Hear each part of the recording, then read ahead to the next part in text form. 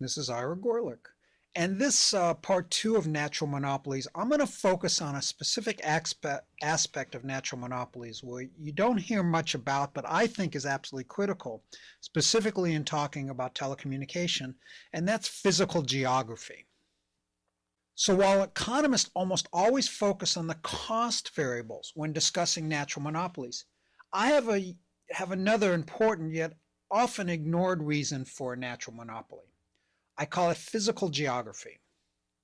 So I have a picture here of some workers laying a water pipe, and I don't know if that's sewer or water main, doesn't make any difference, but notice how it rips up the street to put that water pipe in.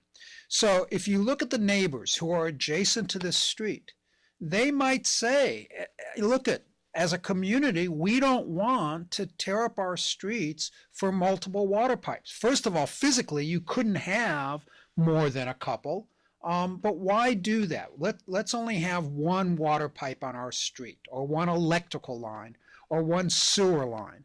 It sort of is a physical limitation in terms of a natural right of way. You need a water pipe. We're willing to dig up our streets for that, but we're not willing to do it for multiple sites. So in essence, what you have is there are certain services that a community might say is a natural monopoly. Hopefully that makes sense. And is this an economic argument? Well, it affects economics, and this goes to constraints. This is why I had a whole discussion about economic constraints. So physical right-of-way is a constraint. Geography is a constraint, as much as any architecture is a constraint. So railways are often considered a typical example of a natural monopoly. The very high cost of laying track and building a network, as well as the cost of buying and leasing the trains, would prohibit or deter the entry of a competitor. To society, the cost associated with building and running a reliable network would be wasteful. So a community might say, look, let's only have one railroad. Why have multiple railroads competing? And going back to this picture here, we see that it just might make sense to have just one railroad. And this avoids wasteful duplication. The best way to ensure competition without the need to duplicate the infrastructure is to allow new train operators to use the existing track. Hence, competition has been introduced without duplication of cost. This is called opening up the infrastructure. So we're going to see this a lot. We see it now in gas. In fact, here in Georgia, I can get any number of gas companies. Even though there's only one gas line into my home, I can get different companies providing that. This is what happened with the Telecommunications Act of 1996, where the other companies can use some infrastructure, other telephone companies. So this is one way that you can have the best of both worlds. So I want to talk a little about natural right-of-ways because I think this is absolutely critical. So here I show an example of railroad going through a natural gorge in the mountain, whether that was made man-made or whether it was natural. The point being is that it doesn't make sense to have multiple companies run multiple tracks. You've got this right-of-way. It's a natural right-of-way. But let's use another example, and this is a river. And somebody, Company A has a natural monopoly at the ferry crossing because they own that little piece of land right there where it's the narrowest, and they can provide better service than multiple companies. It doesn't make sense here to have multiple companies having a ferry service at this crossing. And so a company comes in, they buy the land, they put in their ferries, and they have a natural monopoly. And that's, that makes sense, right? So a natural right-of-way, they have a natural monopoly. But let's say Company B comes along and they've developed a new hydroplane boat that makes crossing at a new ferry crossing economical. Okay, so now the old ferry crossing is no longer a natural monopoly.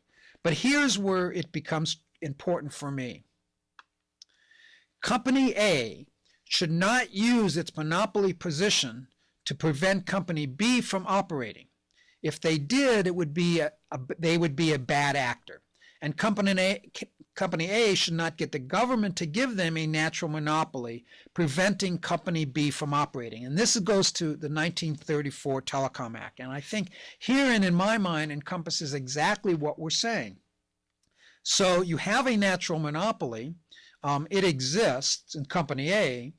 And here Company B comes along. Company A should not use their natural monopoly position to prevent Company B from operating.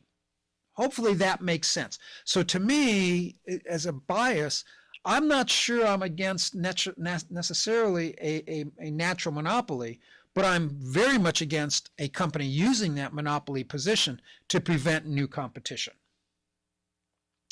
Now, during the early 20th century, there were so many telephone companies. This is before the Telephone Act of 1934 that limited to one company, that telephone lines crowded out the sky. I have pictures here of all these telephone lines that are in the sky. And the community, whatever community that was, did not think that was optimal. They felt like water lines, telephone lines, should be limited to just one company. So you see the connection here. So if you have all these telephone lines and the community says, no, wait a minute, let's just put one telephone line in and have everybody share that line. To some degree, natural monopolies occur in the computer industry too, where customers want to adhere to a common standard. The common standard for personal computer operating systems is provided by Microsoft.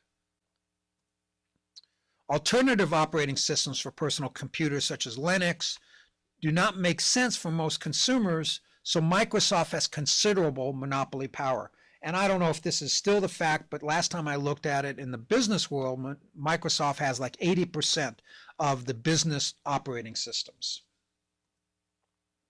So the key question becomes, is the internet a natural monopoly, and thus needing rules set by the community over and above normal business rules? In order to answer this question, we're going to need answers to other questions. So in my next lectures, we're going to talk more and more about this subject. Is the internet a natural monopoly? And frankly, I think one issue that I haven't written here, but I may have to do, is we may want to make a distinction between different elements of the internet, and that is the last mile of the facilities coming into your home. That may be a natural monopoly versus content and applications may not be a natural monopoly. So I'm going to talk in the next lecture about regulating natural monopolies. While it isn't exactly an economic issue, it does affect economics. So I'm going to talk a little about it here. Of course, I'll talk more about regulating natural monopolies in the class on telecommunications law and regulation. Thanks.